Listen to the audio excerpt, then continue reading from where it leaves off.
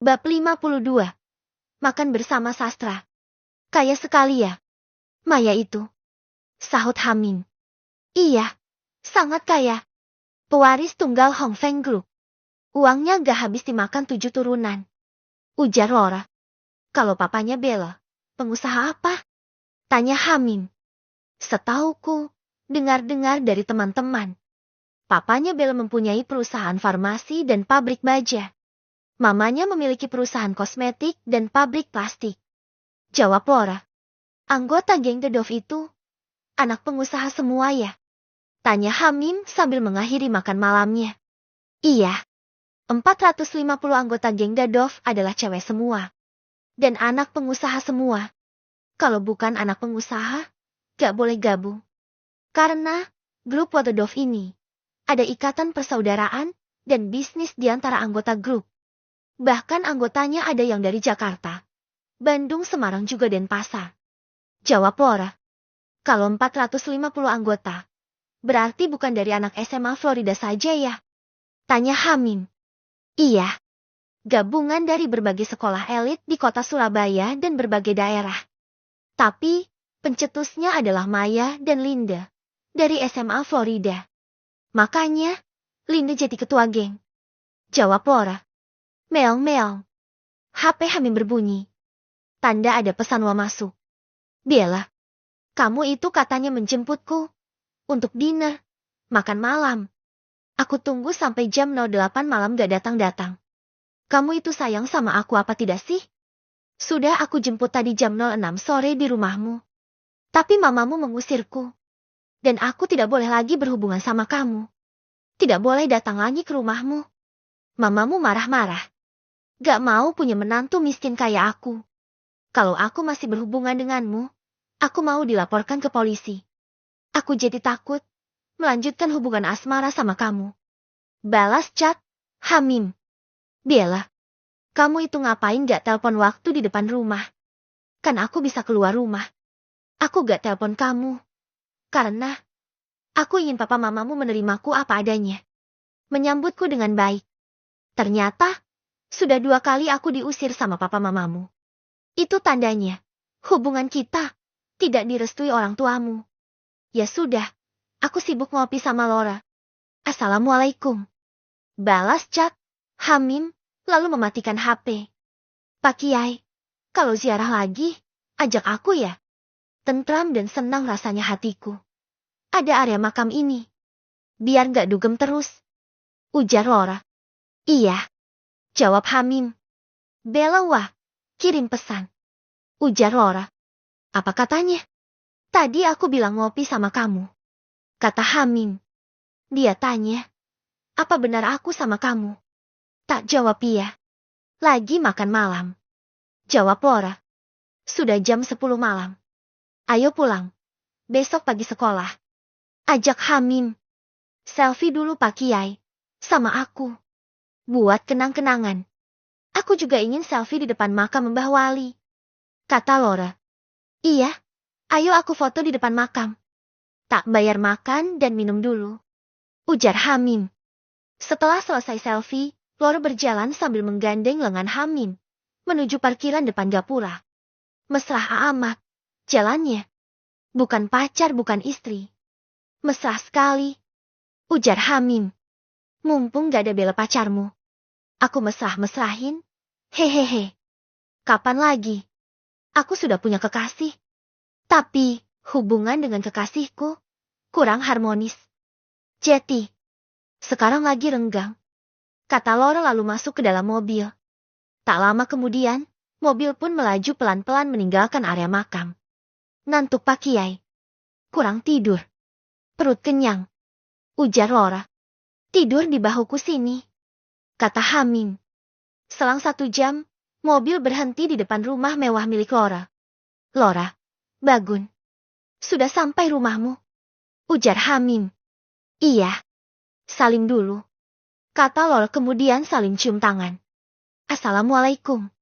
Waalaikumsalam. Jawab Hamim lalu Laura keluar dari dalam mobil. Langsung pulang ya Pak? Kata Hamim. Iya Gus. Jawab prio driver. Kemudian melanjutkan mobil.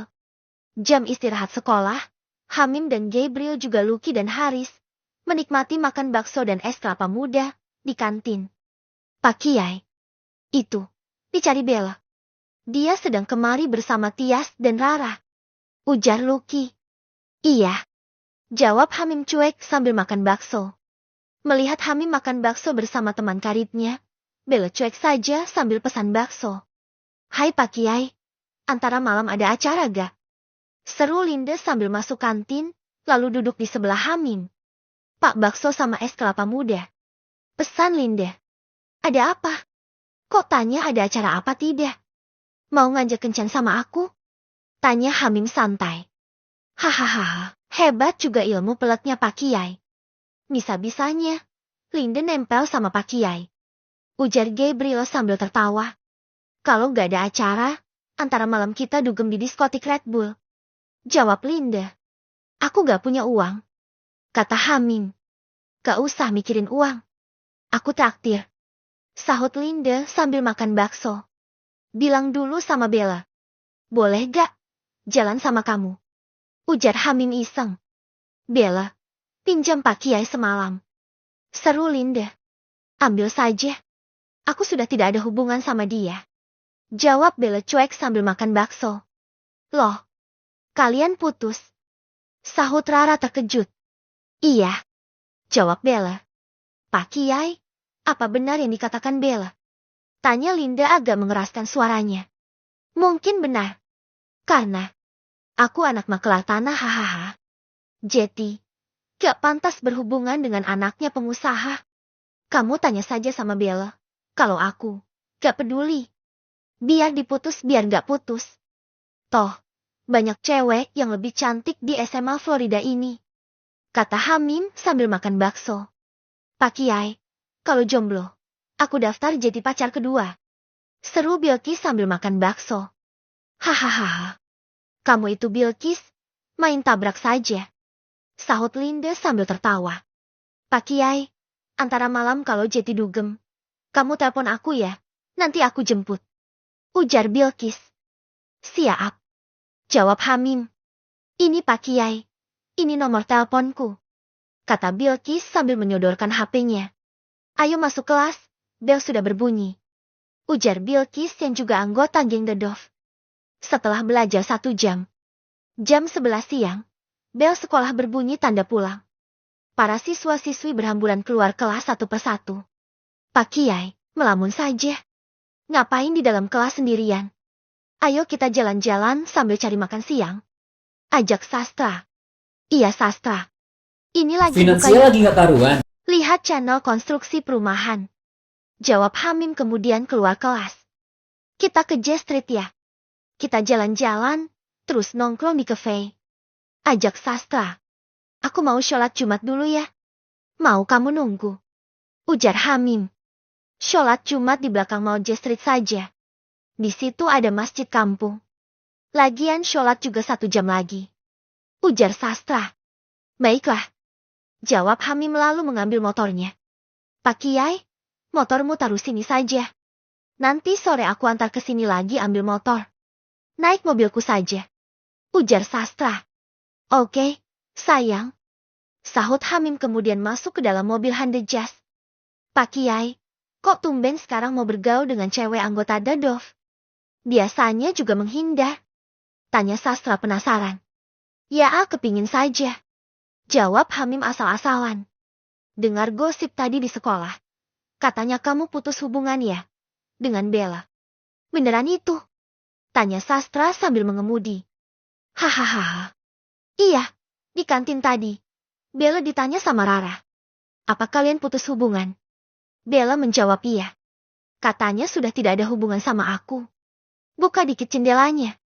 Aku mau merokok. Kata Hamim. Aku minta 1 batang. Pak Kiai. Sekalian sulutkan rokoknya. Ujar Sastra santai. Ini. Kata Hamim sambil menyodorkan sebatang rokok yang menyala. Menurutku, gak mungkin Bella memutuskan hubungan denganmu.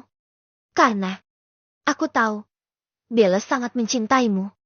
Aku ini salah satu teman dekatnya Bella.